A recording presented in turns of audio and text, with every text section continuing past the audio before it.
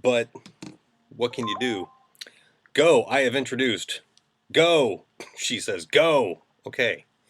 Well, sorry I couldn't be there because of the snow, but my name is Tim Burt, and I have written, recorded, and produced approximately 30,000 commercials in my career for radio, television, web, print, direct mail, billboards, even those movie theater ads, the ones you have to sit through um, before the movie starts. Yes, guilty as charged. My day job is with CBS Radio. That's my 9 to 5 job. And the stations that I work for bill on average in the multiple tens of millions of dollars. So I'm literally responsible for thousands of commercials. Um, that's my day job. And on the side uh, is where I have done commercials all over the world. Um, Everything from what I like to call, uh, Bob's Hardware, the little mom and pop shops, all the way up to Coca-Cola, McDonald's, um, South African Airways. Um, but if you're saying, well, gosh, how did you get to know all this stuff? And why should we listen to you? I mean, anybody can say they've done a whole bunch of commercials. That's true. But I make commercials that make money. And I've appeared in the Wall Street Journal, live blogging for the Super Bowl ads. I did that last year. Um, and so just know that the stuff I'm going to give you tonight are basically rules and tips that I follow. I'm going to give you 3 rules, and then I'm going to give you some tips that you can use in conjunction with those rules. Okay, but you have to understand hang on just a second. There are some really simple rules that you have to follow as an advertiser, and if you're advertising, that most commercials don't follow. And this is where you hear a lot of people say, a lot of business owners say, well, I tried radio and it doesn't work. I tried TV and it doesn't work. I tried name your platform and it didn't work. You're hearing that a lot now on the web. Um, so how did I get to know what I know and and learn what I've learned? Well, I've spent countless hours, thousands of dollars of my own money studying some of the greats in the industry. Dan O'Day's of the world, Robert Collier. You should really look up Robert Collier. He wrote some masterful stuff. Um, and I, until I really discovered these rules and these tips that I'm going to give you tonight, um, this happened to me a lot when I was in radio, or was still in radio, but this happened to me a lot in my early years, where I would write a commercial, and I think it's really creative. This is really going to be super cool. I thought it was just super fancy. And then it goes on the air, and then you see the salesperson a little bit later, and you say, "Hey, how's that commercial that I wrote for so and so doing?" And the salesperson will say, "They're not seeing any results. Nobody's calling, nobody's going in, nobody's doing what we want them to do." Well, I can tell you, as a person whose job it is to handle all the commercials for some very large radio stations here in St. Louis, it doesn't take long to realize that I can't keep doing this or else I'm going to lose my job. And so that's when I started studying, and I invested thousands of dollars and a lot of hours of my own time, um, getting to where I am today. And I wasn't always here in St. Louis. My radio career has taken me from South Dakota to Indiana, back to South Dakota, up to Michigan, back to Indiana, and then eventually here. I did what a lot of radio people do, is they kind of live out of the back of a U-Haul for a while, and because you're always thinking, oh, I'm really good, and I need to be in a bigger city. Well, the universe aligned, and um, I ended up here with some contacts, and it's enabled me to start speaking, and that's how I met Mindy at the conclave about a year and a half ago. And so that's how I got to be where I am today. So um, just know that the information that I'm giving you tonight is one of, well, let me put it this way. If advertising agencies don't tell you the stuff that I'm going to tell you tonight, if you were to go out on your own and you say, okay, I have product X and I'm going to hire this advertising agency to help me advertise my product. If they don't tell you at least one of the three rules that I'm going to give you tonight, walk away, run away, because one of two things. Either A, they don't know it, or B, they do know it, but they just don't want to tell you. I have no problem telling you my secrets, or at least some of them anyway. Because, like I said, I'm going to give you 3 rules and 5 tips. Trust me, I could give you 50 tips to use in conjunction with the 3 rules. But the 3 rules are absolutely, they cannot be broken. Okay? So just know that. So what you should do is, if you have something to write on, just write down rule 1, 2, 3. Okay? So that's basically how this is going to go. Okay? So rule number 1. Oh, by the way, before I give you rule 1, I want you to think about something real quick. Can you name for me the last product that you bought from a commercial? I'll give you a second to think about that. I'm going to drink some of my coffee here. The last thing you bought from a commercial. The average consumer hears, reads, or sees on average about 3,000 commercials a day. Most of them you don't retain for a number of reasons. But if you can't name the last thing you bought from a commercial, don't feel bad. Most people cannot. So don't feel bad. Now, I can tell you the last 3 things that I bought. The last 3 things I bought was, 1, a thing called the Big Boss water heater. It's about the size of a coffee maker. Makes boiling hot water in 9 seconds. It says it right on the box. The second thing that I bought was off an infomercial. It's called the NutriBullet. Familiar with the NutriBullet? I want to drink all my veggies. Yeah, it you know, it does what it says it's going to do. The third thing I bought is actually right here. I bought 4 of these. Right here, a little USB battery charger. So I will never be out of power if my cell phone or one of my 18 tablets or other, God knows how many gadgets dies. I always have an emergency backup supply. They all have one thing in common. By the way, I bought this right here off an email from Groupon. Now, do you think that an email is a commercial? You bet it is. And I'll tell you why. I'll tell you why I bought all 3 of these things. This is rule number 1. Rule number 1. Advertising solves problems. Just write that down.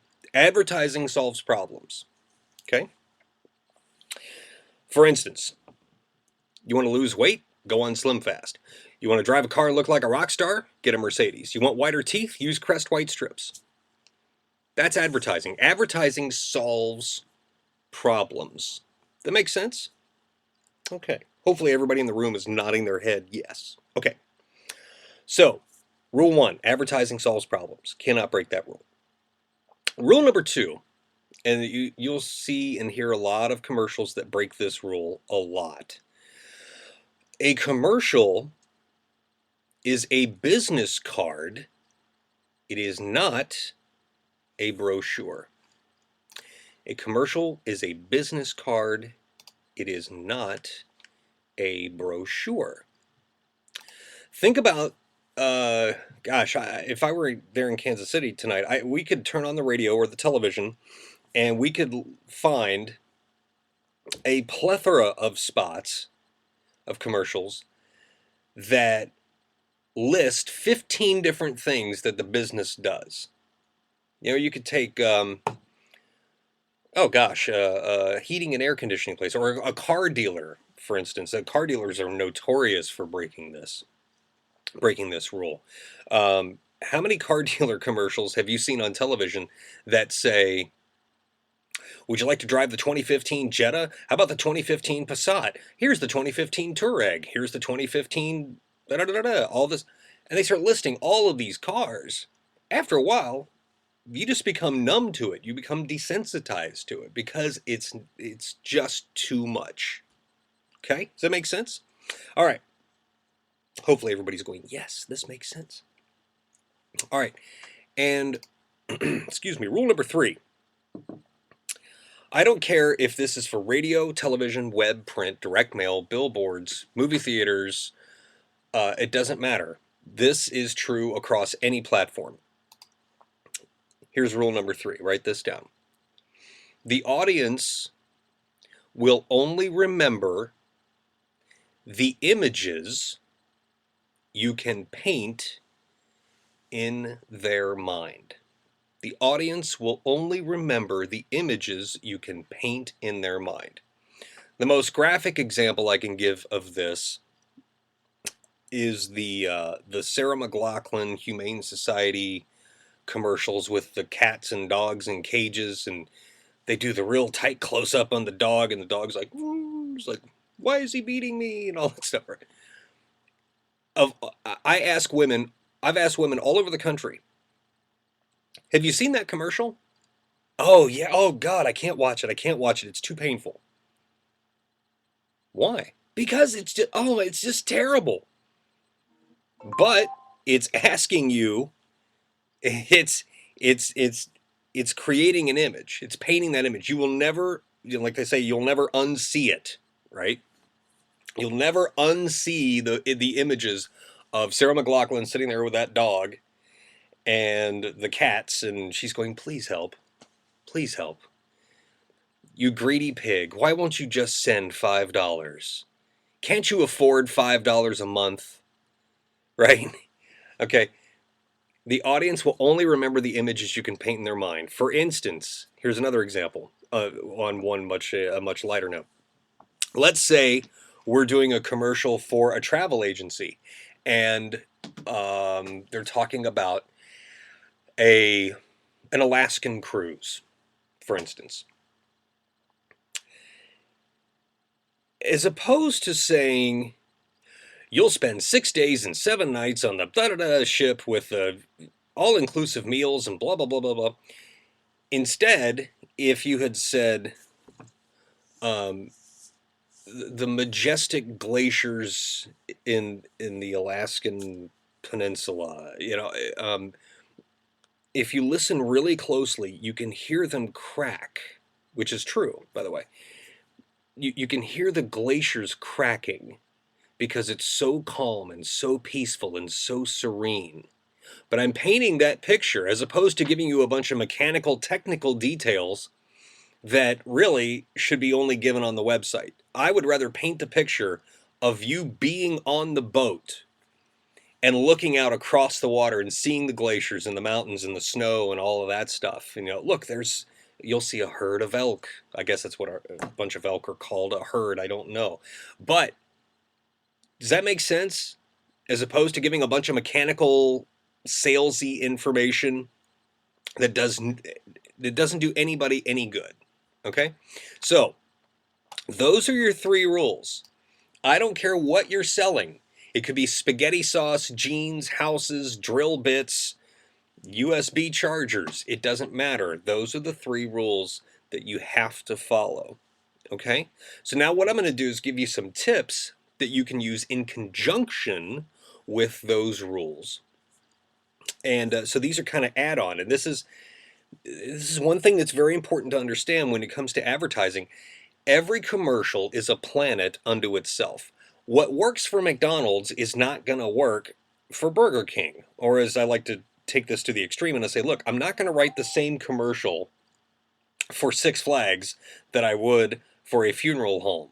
Or I'm not going to write a Worlds of Fun commercial for Snake Saturday. I believe Mindy has alluded to Snake Saturday.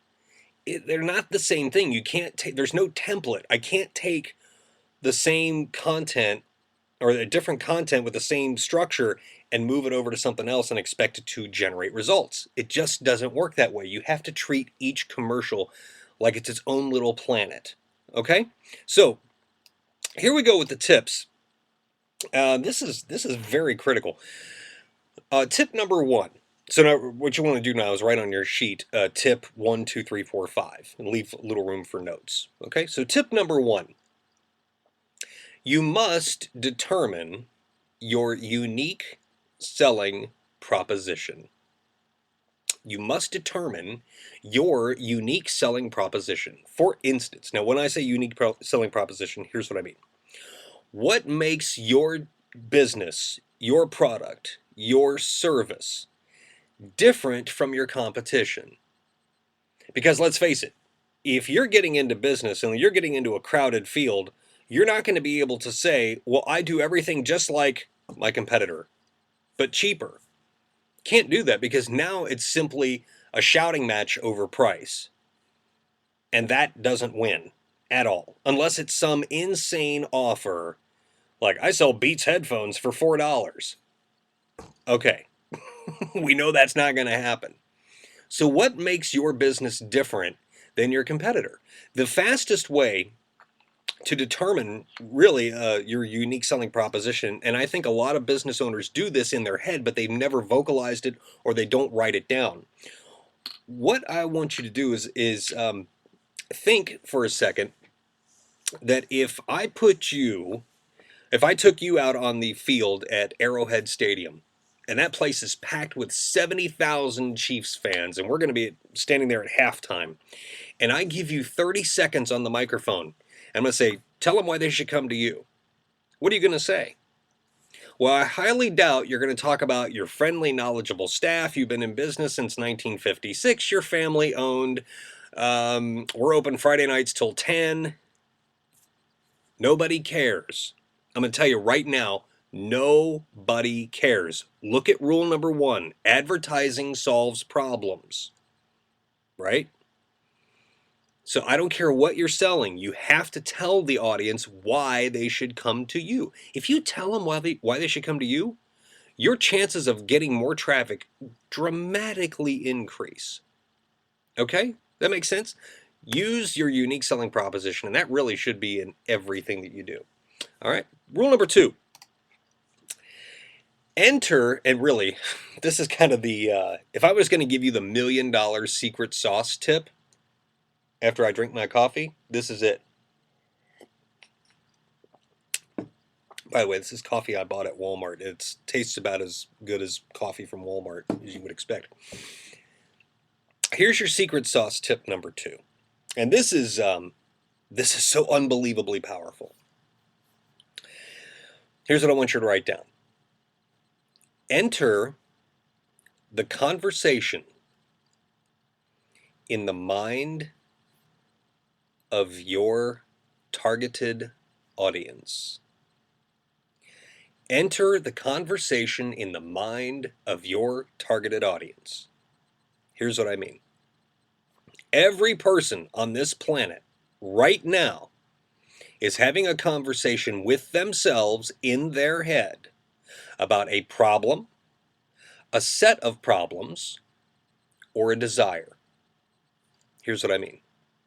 A problem could be, I wish I could lose weight. I wish I could get in shape. I wish I drove a nicer car. I wish I wasn't in debt. I wish I could get the repairs to my house done. That's a problem, right? A set of problems could be, I don't know how I'm going to send my 3 daughters to college in the next 10 years. That's a set of problems, right? A desire would be, man, I would love to go on that Alaskan cruise they're talking about. I really wish I drove a nicer car. That's a desire. Could also be a problem. Or I wish I didn't drive a piece of crap car. That's a problem. Okay. A desire could also be, I wish I could stop smoking. I wish I could stop drinking. I wish my cousin didn't do drugs. That's a desire. Doesn't always have to be positive on the surface. Okay, does that make sense? But enter that conversation in the mind of your targeted audience.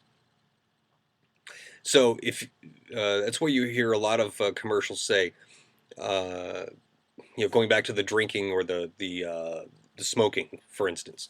Um, how much money have you wasted on cigarettes in the last 20 years, or since you started smoking? I mean, it could be like that. All of a sudden, they're talking to themselves. They're going, "Oh man, how much? Oh, thousands, tens of thousands of dollars." See what I mean? Enter the conversation in the mind of your targeted audience. All right. Tip number 3. This is one that I hear a lot of advertisers. Clearly, they don't know about this rule or this tip, and they break it all the time. Tip number 3: don't brag, help. Don't brag, help. That's your tip. What do I mean by that? Um, you'll hear a lot of advertisers talk about. It's like I said earlier. We've been in business since 1956 for all your heating and air conditioning needs, and we've won all these awards, and we're super awesome and stuff. Now, don't confuse social proof with bragging, because there is a difference there. Social proof would be um, like McDonald's used to do on their billboards, over 99 billion served. That's not bragging. That's just statement of fact, right? Bragging is more like we're open every night till 8. So, and I don't care, right? I don't care.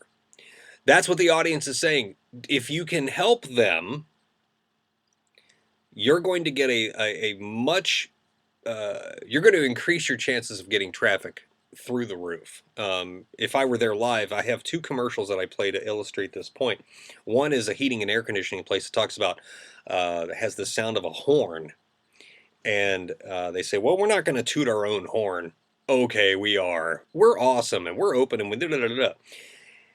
And we've been in business for all these years and all this. And we've won all these awards. And then I play the commercial that I've done a series of commercials with a guy named Burt here in St. Louis, and he is having unbelievable success with his commercials, because Bart, the commercial I would play for you, he's talking about a cracked heat exchanger on your furnace, and how if you don't get this cracked heat exchanger checked, that your house could fill with carbon monoxide poisoning, and you might die, and you would die.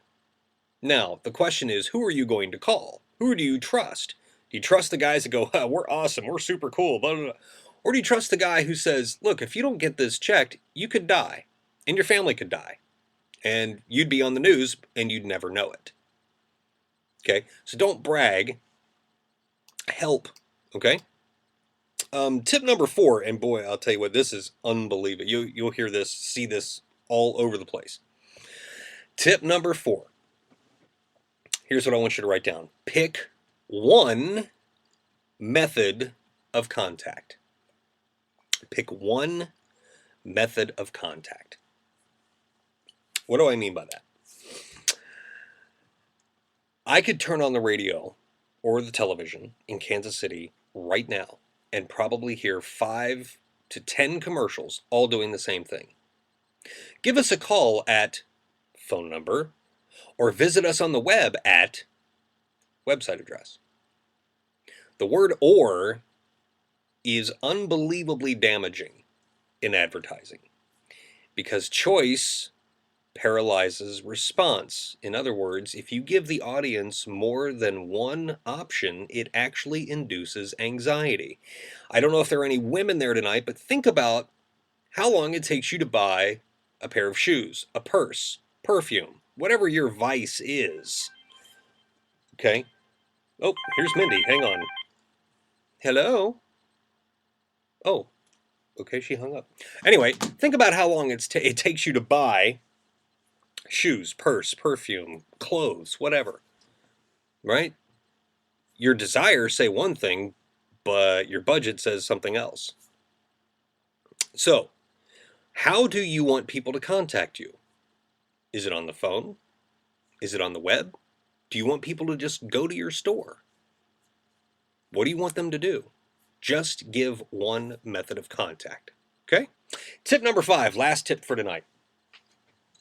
It's called the movie trailer formula. Just write down the movie trailer formula. The movie trailer formula.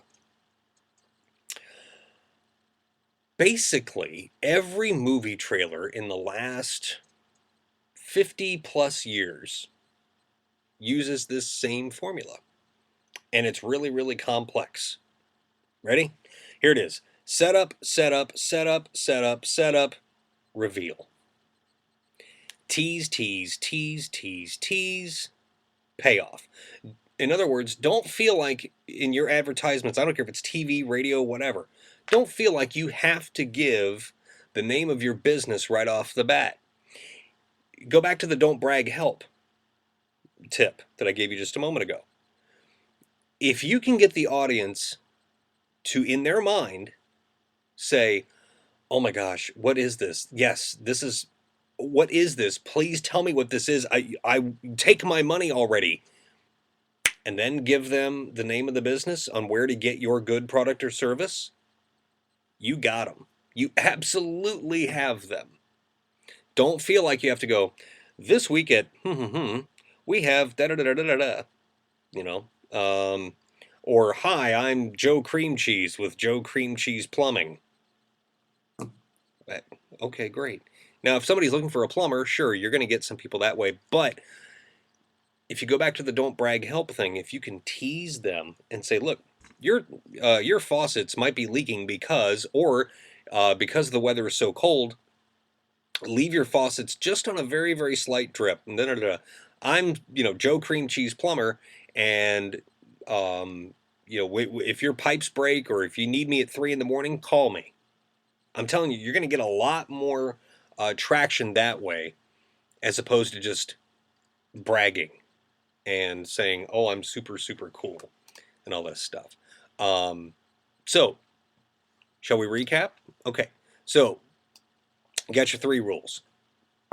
Advertising solves problems. Audience only remembers the images you can paint in their mind. And a commercial is a business card, not a brochure. And don't forget your tips. Now, you use these in conjunction with the rules. Determine your USP, your unique selling proposition, right? Use that in conjunction. Enter the conversation in the mind of your audience, your targeted audience. Don't brag. Help, right? Pick one method of contact. How do you want people to contact you? And use the movie trailer method, the movie trailer formula, if you can. Sometimes you can't, which is totally understandable. But those are things that I use all the time in my commercials, and it's generated millions of dollars around the world for untold hundreds, thousands of businesses. Okay, so